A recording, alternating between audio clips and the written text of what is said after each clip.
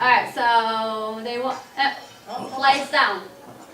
And they're gonna get, she's gonna get the dustpan, he's gonna get the broom. They have to get to work. Now it's not gonna be that easy. There's always somebody in there that's gonna make it hard for them.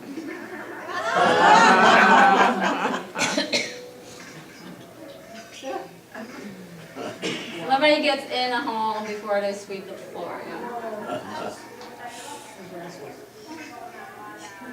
And my little kid had no idea, and I forgot to tell him, so when they break the plate, it was like, oh, I'm so sorry, I forgot to tell you, this is what we do, we break the plate.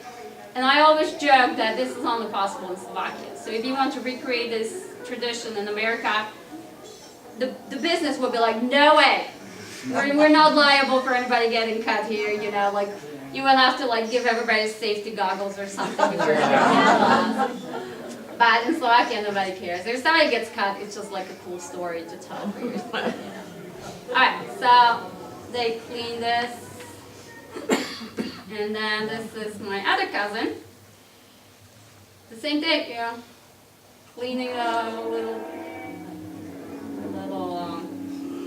shards. And you save some of them too for years to come. You will have it somewhere saved away, you know, it's for good luck. This is the same guy. This little one, the same guy. That's his job, I guess. That's my little cousin. There's like 20 years difference between us. Was the top of her dress red? She was wearing like a little, how'd you call it, blazer. Oh. Yes, she's very modern bride. Even the priest in the church was like, I've never married anybody in a red blazer. But, it was beautiful. She is like a supermodel, look how skinny she is. So, yep, they had very modern wedding. But the story about this wedding is really funny. They've been dating together for a while. They've been living together. They were happily, you know, just being together. And then, well, I live in America and my brother lives in Scotland.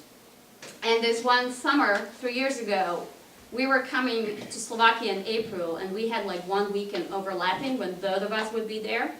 So as soon as my mom and my aunt heard that, they were like, they sit down, my cousin and her boyfriend, they're like, when about you get married? Like both of them are here on the one Saturday, you know? And they're like, all right. So it was there like 2 or 3 months to get the wedding together, and they did like a fantastic job. And we were just like, I thought it was amazing. They got married because we were both coming at the same time. They're like, I don't know what's going to happen again. Let's just get married. So, anyway. So after that, you come in, everybody sits.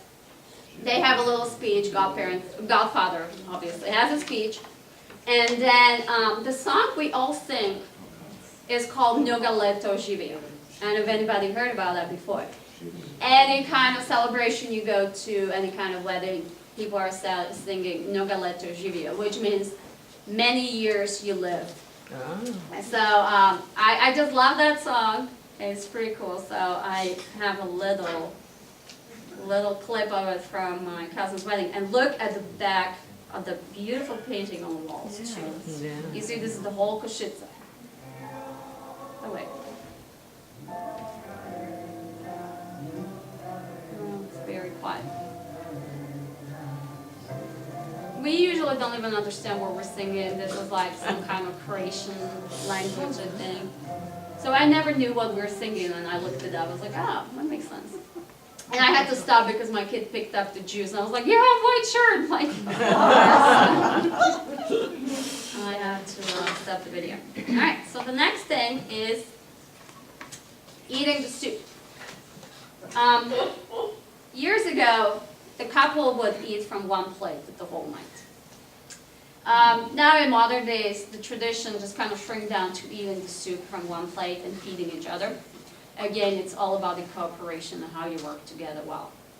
And you know, in America, you kind of feed each other with a cake. In Slovakia, we feed each other chicken soup.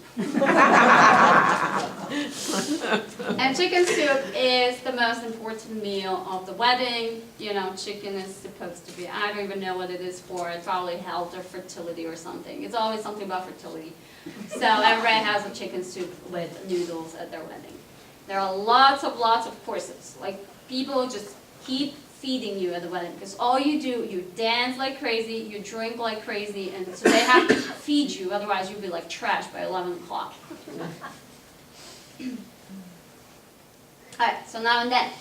Today the bride and groom feed each other and eat from the same plate with one spoon. But looking back to the past, the married couple did not eat with the others. Quite the opposite. They usually ate in the closet, because common belief held that people could absorb black magic through their mouths. And with a lot of people at the wedding, the bride and groom were protected by being isolated. So we still believe in an evil eye.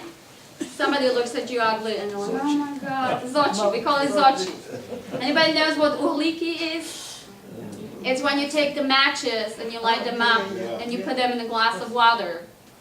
And then you have to drink it 3 times and you have to wash yourself with it and you throw it out the window. It's universal medicine for everything. Literally everything, every time. So my stomach hurts. Okay, matches are out, you know. My grandma is making me uhliki. And the same thing with my son. He loves it. He calls it the magic water. So we only do it in Slovakia, but every time something happens, every time you go to a gathering where there are people and you're like, okay, you know somebody doesn't like you, you know they're giving you evil eyes. So every time they leave, you're doing uhliki at home. You know? So it's the same thing. Where there is lots of people at the wedding and you know, people believe that people are jealous or envious, that means they would give you like the evil eye. So they were hiding the bride and groom in the closet. So anyway, throwing the bouquet is an important tradition. That was not very part of the wedding. The bouquets were not even part of the wedding for many years. That's pretty new.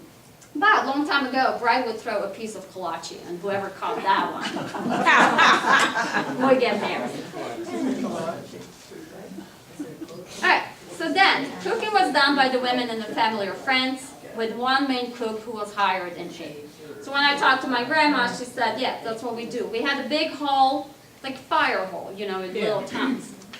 And they had a kitchen, so you would hire one woman, and she knew, how much we have to cook and recipes and all that stuff. And then you had 5, 6 other women from a family that just spent all night in the kitchen cooking for everybody. Obviously nowadays you go to a restaurant, they cook for you, so you don't have to do that. But I have pictures of my grandma in an apron with a big spoon. They're cooking for weddings. And it's lots of fun. They always drink the whole time. So it's always fun. So I came across a fun tradition too. In some parts, tradition was for the cook to come out after the last meal holding, I have a spelling there, holding a big wooden spoon and with her hand bandaged. And she would put on a show and she would cry how hard she worked and she burned her hand. So everybody would cheerfully pitch in money for her to go see a doctor.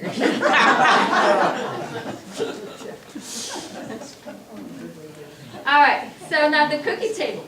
In America, I never heard about it before, but now I know you guys have a cookie table. And that's already like a pretty awesome thing. Many weddings don't even have that much cookies. But here you have a cookie table. And I went to a couple American weddings where the cookie table is kind of far away and you kind of feel like embarrassed to keep going there all the time. So the cookies are not getting eaten that much. And in Slovakia, because we bake so much, we put a big plate of cookies on every table in front of everybody, like here. And if they're here, they get eaten. So I always tell people in America, why don't you just do that? Just like put a little plate of cookies on the table. People will eat it. And also what else you can see is a plate of fruit. So after eating all the sweets and drinking and whatever, you're like, somebody eats banana at the wedding. For real. I've seen it. People eat grapes. People eat apple at the wedding. It's crazy.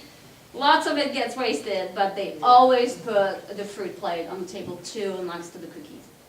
And also, all the drinks and alcohol. There's always somebody who's designated to go around and get people drunk. So at my wedding, it was my uncle. He would just walk around and pour in everybody's little shot glass. Everybody has their shot glass. It just pours in and pours in. And you don't even know how, and you drink so much. So there is always a back room full of alcohol. And if you believe it or not, alcohol is actually the cheapest part of the wedding in Slovakia. That's pretty much like, we bought like boxes and boxes of vodka and borovichka and like slivovica. And still it was cheaper than the food and the cookies, Alright. So So here are some examples of the wedding dresses. And again, I have to get it out to show it to you. So pretty much every village has their own garb. And you can tell which part of the Slovakia the women are just by what they're wearing and what kind of embroidery they have on. And everybody has a different traditions for the weddings, what they wear. This looks like Mislava, or from eastern part. Head coverings, this is the single girl head covering. And this is what happens after midnight, so we're going to talk about that. The young girls usually have their hair braided, and they have some kind of wreath on, or what we call parka. And that's a symbol of single woman, and purity and virginity. Now what happens after midnight? But wait, there's one more thing. I found this pretty interesting. So there is a part of Slovakia where the black wedding dress was a tradition. Right, I never knew about that either. But apparently it was either Protestants or evangelicals that they just believed in the black wedding dress and just like a simple kind of like pearls or white head covering. So I thought that was pretty neat. I just learned that myself. But anyway, the white wedding dress was not a tradition until like end of 1800s. Before it was all kinds of colors. In some parts of Slovakia it was green. Some parts it was like red. Some parts it was purple. So what I learned was that actually Queen Victoria was the first woman that wore a white wedding dress. It was quite a scandal back at the time. But she just loved the white color because it was just so pure that everybody thought it's just such a plain color for the wedding. And also in some parts of the world, white is actually a color of mourning, of sadness. But anyway, with Queen Victoria, that actually kind of started and spread to the other royal families and eventually got to us, Slovakia, us common people. All right, so there's another thing, bride kidnapping. So sometimes during the evening, getting closer to the midnight, a group of friends would kidnap a bride and take her to a local bar. Yes, so if you go downtown on Saturday night, not unusual to see a few groups of wedding guests with a bride heading to a bar. They go to like a discotheque and they drink heavily and they dance. So the groom is supposed to look for his bride. Usually he has an idea which bars to check out. Usually it's kind of prearranged. If your friends are nice and you have good friends, they tell you where they're going. Sometimes people are mean and it turns ugly. So something I did not want to do at all, so we skipped it. Bless you. So not many people do it, but still people think it's fun to kidnap the bride and drag her to the bar. And when the groom finally finds them, after they've been there for like 30 minutes drinking heavily, he needs to pick up the tab to pay for his bride to get her back. So as I said, that poor guy is just that cash cow for everybody, and like the bottles of vodka everywhere. So that's what he does. So it could be possibly a remnant of the ancient Slavic times when there were no weddings and men would kidnap the woman who wanted. I don't know. Some people say it's actually kind of a symbol, like to symbolize that the woman is being taken away from her parents. It's really hard to say. For me, I also learned that lots of couples, 100, 200 years ago, the weddings were, as I said, in their houses, in their yards, so there were no music, there were no beer flowing and lots of alcohol. So what the young people would do is they would actually pick up and go to the local pub to get some shots, and maybe a gypsy band was playing there, so they were dancing there for a little bit and then went back home. So it's really hard to figure out where this bride kidnapping comes from. But yes, if you're in Slovakia on Saturday nights, you'll see brides somewhere in a bar dancing. A few pictures I found. Usually she goes voluntarily, they don't have to drag her. All right, so now we got to Cepcenie. All right, so at midnight, there becomes the transformation from a single girl to a married woman. So the girl is usually brought in front of everybody. She is set down on a wooden chair. And her braided hair, a symbol of a single girl, is taken apart, and hair is then twisted into a bun and covered with an elaborately decorated cap or bonnet, which is a symbol of a married woman, right? She no longer can show her hair to everybody. Now her hair is going to be covered for her life. So they're also replacing a head wreath or with a married woman's bonnet. It depends what a girl is wearing. Nowadays it's usually a veil, so they just take off the veil. So part of the flower wreath, which is a symbol of purity and virginity, is being removed by a man. And usually there's somebody dedicated, guy that's running the show, either a godfather or elder, any kind of elder. Is removed by a man after bride is asked if she's going to give it up or have her head cut off instead. So they ask her, and he usually has like a big knife or a sword or like an axe, and they're dancing around her, and they're like, "You're gonna let us take your wreath off, or you're gonna have your head cut off?" And she goes like, "My head cut off," I mean, she doesn't want to give it up. The third time with the tears, she finally relents. She's like, "Okay, take it off." So they take it out with the knife. And then, it depends on like how traditional you want to go with it. There are many ways to do it. For me, it was like we just took the veil off. I was like, okay, I'm gonna go change, I'm sweaty. But for many people making it a tradition. The problem with me, I got married very young. I was in my 20s, well, I was 20. And I just did not care about any of these traditions. My grandparents would love to see me in my garb. And I was like, are you kidding? It was not cool to do back then. Yeah. But now, I just love to see the switch in the young people. They all just kind of finding their way back to our roots. And my cousin, I'll show you part of her wedding. Her husband actually dances in an ensemble. Ensemble, did I say right? Ensemble. Yes, that thing. Thank you. So he had the whole group of people that comes, and he is really big on our traditions and the music and everything. So she agreed to do the whole show. So, in all days when weddings were going on for 3 to 5 days, head covering or bonnet was not placed on the bride's head until the next day when the wedding night was over. So they would take off, her wreath, but they would wait with capping her hair until actually the next day. It was also a tradition to lay the young couple in bed after midnight while party for the guests was continuing. Yes. All right. So I have a video from my cousin's wedding. And it's a whole show, and I wish I could show you on a big screen.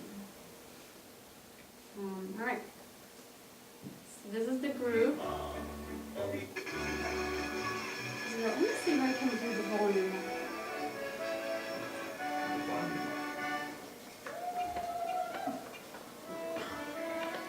Is he doing anything? No. Alright, so this is the whole group that comes in to do the show for her.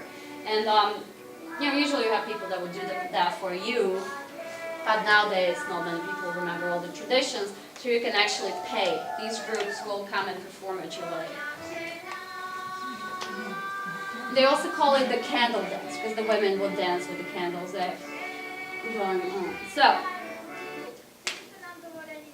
So she's asking her parents again. And they all talk in dialect, and it's kind of fun way, they talk and they tease each other. So it's kind of fun. And not very I can't really translate it correctly what they're doing. So, because she's wearing the modern dress, obviously she doesn't have the wreath on or tied up. So they only put in like a ribbon. So they're gonna try to take the ribbon away from her. And they will dance. And I'll skip through it. That's what's called candle dance. Let me see, they're gonna drink. Oh, this is the guy that wants to cut her head off.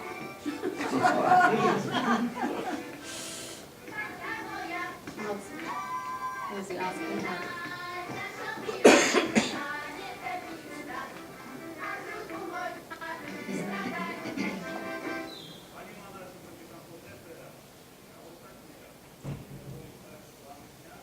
So he asking her, and now finally she's like, all right, you can take it. So they're gonna take it off, and they're gonna tie it around his ex. And now they're singing the sad song, you know, again, everybody's crying.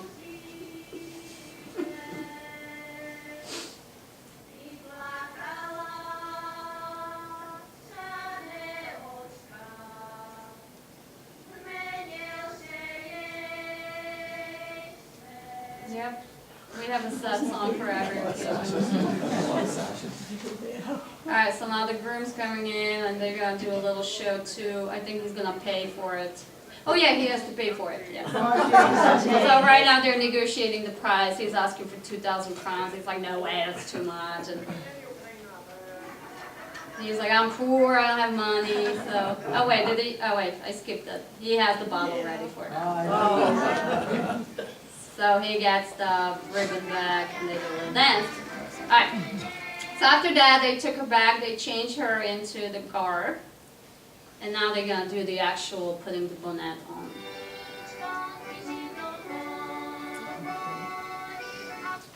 This is actually the garb from my grandparents' village, from Slovak. That's where she's from too. So, and they do lots of talking, and it's lots of dirty talk, you know, it's kind of very suggestive stuff. So, again, it's very hard to like translate or to understand what they're doing. Right now, she's wishing her an easy labor like she had. The next girl is gonna wish her as many children as she has. So they always like trying to like kind of, you know, beat the bride into doing stuff and or like fool the groom. And they're drinking, you know, that when you see them drinking, it's not like pretend, it's for real. So right now they're gonna, the first day are like, okay, well first we need to drink, that's a tough job. And all of them drank it. Oh my goodness. So now they're gonna start with the bonnet again. So again, sad songs the whole time. It's all about like, I hope my mother-in-law is nice, and I hope my husband doesn't beat me. Because yeah, that was like a big concern back then. So, and the songs still stay. And so you know, at this point, grandmas and mothers and everybody's crying again. I mean, pretty much just crying all the time. So there's lots of components of the bonnet, so it takes them a while. Now they capped her hair. Kind of like babushka, yeah. You know, like my great-grandma, she wouldn't be caught dead by somebody to see her hair. She would run around the house, we could see it. As soon as like she heard the gig, she would like run in and grab her little babushka to cover her hair, you know. And my grandma, she was a modern grandma, she actually worked, you know. She was running a grocery store too. So it kind of ended with her right there. But even, you know, 80 years ago, this was like pretty common. So this is what a woman had to wear for the rest of her life, just cover her hair. Alright, so let's see. They covered her even more. I don't understand this part. Alright, nasza młoda siódma, everybody knows that song, right? So our young one is really beautiful. Again, good dirty words. Alright, so I think at this point the groom is going to come in. And let's see. Yeah, I'm just showing her. So it's beautiful, you know, tradition nowadays. Especially if you have somebody that can do it right. It's really pretty. Alright, so that was my cousin. For us, modern brides, we had the red dance. If anybody heard about that, if you are not changing into garb and doing all this ceremony kind of thing, you're changing into a red dress. So at midnight, the wedding dress come off, you know, women change into something red. Again, red had to be a part of the wedding, because red, what do you think does red do? Evil spirits, it depends on the evil spirits, yes. So after midnight, in some cases after the Cepcenie, which is Bonnet ceremony, bride will be free to change from her wedding dress into a red dress. Red must be part of the wedding. This is the time of the gift giving. So everybody will line up and everybody will dance with the bride, and then they give her their present, which is usually money in an envelope. And money is collected by the družba, which is the witness guy, or the elder guy, or the godparent, or godfather, I'm sorry. And usually they collect it in the soup bowl. So the guy dances around with a soup bowl, and he has a ladle, and it's kind of like banging on it. So it's always fun to see. And after a dance, everybody gets a shot and a cake. And so here's a picture of, this is me wearing my red dress, and I didn't do the Bonnet ceremony, but I still had to wear the little babushka covering. And it was like, you know, embroidered and made for me, and the same little apron, where I actually, at the end, you can see this is all my money in my apron. So they dump the soup bowl full of envelopes and money into your apron, and you run home, you know, to the room, and you're like, change again. I change 3 times, usually about 3 times a woman changes. And this is my cousin, so I'll show you how it looks. This is, everybody has to dance with the bride. The poor bride, at the end of this, after you dance with like 20 different groups of people, this is another one, this song. That's like very, no. So this is our layer cake too, a little table of shots. After you're done dancing, you get a shot, you get a cake. And you see people line up, so this is me and my husband dancing with her.